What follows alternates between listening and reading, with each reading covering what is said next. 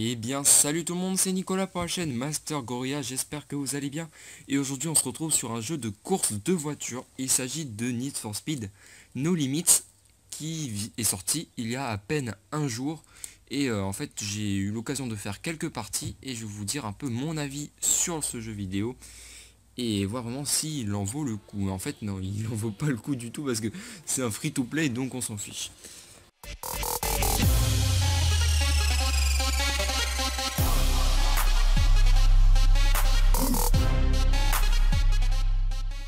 Donc ce Need for Speed, c'est un jeu de course de voiture classique, hein, écoutez, si je peux vous dire quelque chose, on dirait un Most Wanted 2, hein. Il reprend tous les caractéristiques principaux de Most Wanted.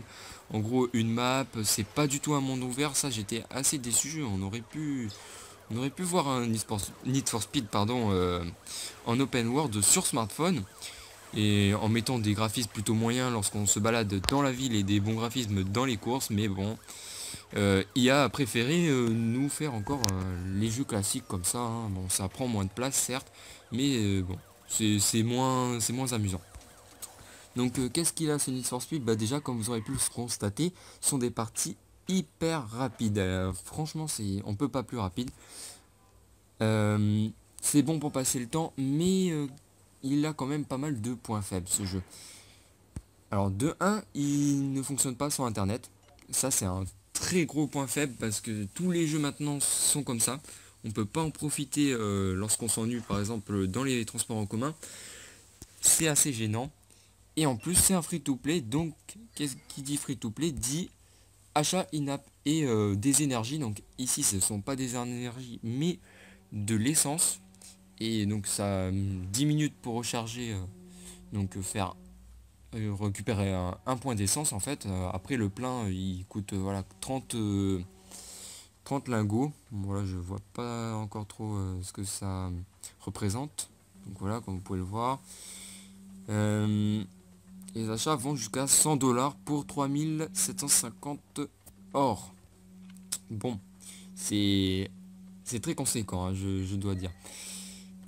Ensuite, les graphismes sont pas terribles, hein. Je m'attendais vraiment à mieux en voyant les gameplays sur YouTube. Mais les gars, ils devaient jouer sur des appareils comme les Shield Tablets ou je sais pas quoi. Mais après, j'ai un écran 720, donc peut-être que c'est ça, hein, à voir. Euh, voilà pour ça. Donc après, c'est des améliorations de ces voitures qui coûtent bien sûr de l'argent, mais de l'argent du jeu, hein, bien sûr. Donc on va continuer sur une deuxième partie. Donc voilà, vous devez des fois améliorer vos voitures pour pouvoir jouer. Alors désolé si je ne sais pas encore, mais je ne sais pas encore s'il y a un multijoueur dans ce jeu, hein. Ça pourrait être pas mal.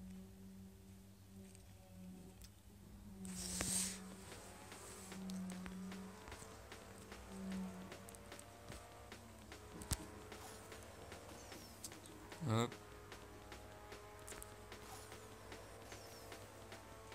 Donc voilà, comme dans Most Wanted, on retrouve la police. Bon, je sais pas où est-ce qu'elle est, mais il y en a, ne vous inquiétez pas. C'est vraiment les mêmes genres de parties. On change pas Need for Speed, hein. Donc alors, si je comprends bien, mais je comprends pas parce que il y a des photos de vraies personnes là au-dessus des voitures. Donc peut-être que je joue avec les fantômes de vrais joueurs en fait. Ça ferait une sorte de jeu communautaire, ça peut être sympa, c'est original si c'est le cas. Oups, alors là, je vais essayer de bien conduire, donc j'ai pas mis les contrôles d'origine. Tiens, en parlant de contrôle, il faut savoir que ce Need for Speed n'est pas compatible, ou du moins pas encore, avec les manettes. Et c'est plutôt gênant, j'aurais bien aimé pouvoir en profiter avec ma manette IPK. Voilà, je pense que c'est un simple oubli des développeurs, et on verra ça plus tard dans les futures mises à jour. Donc voilà, à chaque fin de partie, on gagne du matériel, de l'argent ou des trucs comme ça pour améliorer ses voitures. Bon et écoutez, on va s'arrêter là et si vous avez un avis à donner, je vous redirige vers la section commentaires et on se retrouve très bientôt pour de nouveaux gameplays. Ciao tout le monde. So just do it! Make your dreams come true!